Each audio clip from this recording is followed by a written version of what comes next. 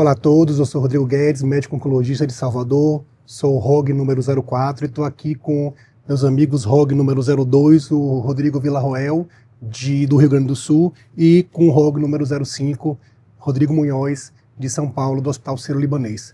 Vamos aqui discutir um pouco de sequenciamento no tratamento do melanoma metastático. A gente tem os dados tradicionais de IP3 nível 1 e dois estudos que mostraram o tratamento preferencial no melanoma metastático, independente do status de mutação do BRAF. Mas agora, na ASCO de 2025, houve a atualização do estudo de comparação indireta do IP-NIVO com o NIVO-RELA, o Relativity 047. Então, como colocar em contexto essa comparação indireta no sequenciamento do melanoma?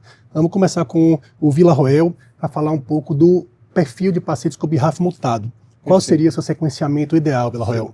Acho que uma dúvida que nós tínhamos anteriormente em relação a esse perfil de paciente é se deveríamos começar o tratamento com terapia-alvo ou com imunoterapia. Os dados do DREAMseq, que já foram publicados há alguns anos, e esse ano na ASCO está sendo atualizado os dados de 5 anos, trouxeram de maneira inequívoca a resposta que para a ampla maioria dos pacientes o ideal é começar com imunoterapia combinada, porque a sobrevida com o endpoint mais nobre é claramente superior com esse sequenciamento, né? Isso provavelmente acontece porque a durabilidade do efeito da imunoterapia combinada é muito superior em termos de duração de resposta em comparação com a terapia-alvo. Então, em linhas gerais, a resposta é começar com imunoterapia. E aí o que nós podemos discutir daqui para frente é que modelo de imunoterapia, né? Já que nós temos hoje a aprovação de nível com RELA, de nível com IP e eventualmente a single agent. E aí, geralmente, a gente pode propor que para esses pacientes com mutação e que tenham um perfil de doença mais volumosa, metástase cerebral inequívoco, que é a estratégia combinada e preferencialmente a combinação de nível IP, onde a gente tem dados mais sólidos, né? Mas além disso, aquele paciente com doença visceral importante, com LDH extremamente elevado, acima de 2 vezes, são outro conjunto de perfil que a gente favorece entrar com um tratamento combinado e idealmente, a gente não tem dados conclusivos, né? Mas idealmente a combinação de nível IP em sobreposição a nível RELA nesse contexto. Acho que a gente pode ir conversando e abordar também o perfil do BRAF selvagem, né? Pois é, Munhoz, em relação ao BRAF selvagem, a gente não tem a opção, obviamente, da terapia-alvo, e a gente tem duas opções de tratamento de primeira linha agora, de combinações diferentes, o nível IP e o nível RELA. Na sua opinião, qual é a estratégia ideal para os pacientes, de acordo, claro, com o perfil de cada paciente?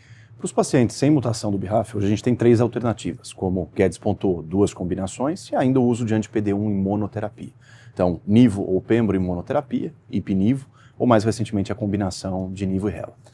Ao longo dos últimos anos, a gente vem assistindo a uma consolidação do padrão com combinações, com dados que de fato vêm apontando consistentemente para um benefício em relação à monoterapia na maior parte dos pacientes. Nós tínhamos no passado um fase 2 randomizado, que era o Checkmate 069, de anti-PD1 mais anti-CTLA-4 versus anti-CTLA-4. A análise indireta do Checkmate 067, lembrando que o estudo pivotal ele não foi concebido para uma comparação direta de nivo e IP versus nivo, mas a gente tem os dados exploratórios. E mais recentemente, aí sim, uma demonstração mais objetiva de superioridade de nivo e RELA, uma combinação, versus nivolumab em monoterapia, o que vem do estudo Relativity 047.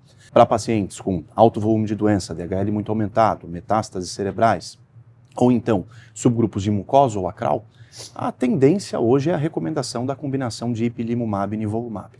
Em compensação, a combinação de nivolumab e relatlimab vem substituindo boa parte das outras indicações. Então, pacientes com doença, sobretudo até M1B0, ou seja, metástases até pulmonares e DHL normal, e, naturalmente, algumas das indicações de anti-PD1 em monoterapia. Mas para os anos por vir, talvez a gente tenha um refinamento desses algoritmos a partir da incorporação de alguns potenciais biomarcadores. Exemplo, na Europa, a aprovação da combinação de nivo e RELA veio vinculada à expressão de PDL1, ou seja, exclusivamente para pacientes PDL1 negativos. Isso foi embasado numa análise exploratória, não é o desenho original do estudo, então existem diversos questionamentos aí, mas é só um exemplo de como a gente pode incorporar outros fatores. E a mesma coisa para um outro biomarcador que vem se consolidando, que é a expressão de genes associados à resposta ao interferon.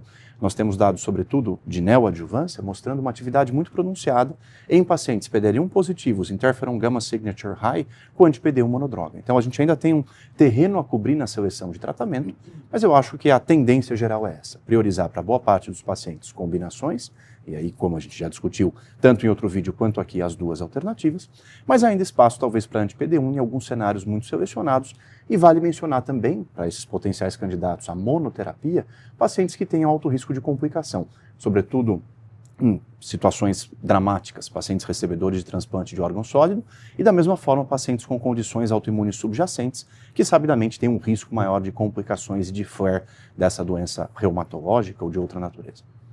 Eu acho que eventualmente pacientes muito frágeis, você tem muita preocupação em manejar comorbidades, e talvez aquela situação que a gente fica um pouco mais potencialmente tranquilo em propor monoterapia seja o subtipo desmoplásico, que não é tão comum, mas que é altamente responsivo ao anti-PD1 isolado. Talvez seja um cenário que a gente possa com mais tranquilidade propor isso de rotina. Não vamos esquecer das pessoas que têm impossibilidade de acesso à dupla imunoterapia. Claro que o anti-PD1 deve ser indicado em sistemas públicos de saúde ou então em algumas fontes pagadoras que têm restrições orçamentárias, né? Assim como o suporte, né? É importante lembrar que Com com combinações o risco de efeito colateral aumenta, são complicações em boa parte das vezes manejáveis, mas você precisa estar treinado para isso e contar com as ferramentas necessárias ao tratamento seguro do paciente. Então, Brasil sendo um país heterogêneo como acaba trazendo aí algumas outras variáveis para a nossa decisão. É isso aí, conversas como essas mostram os grandes avanços que ocorreram na oncologia cutânea, principalmente no melanoma nos últimos anos. É isso aí, pessoal.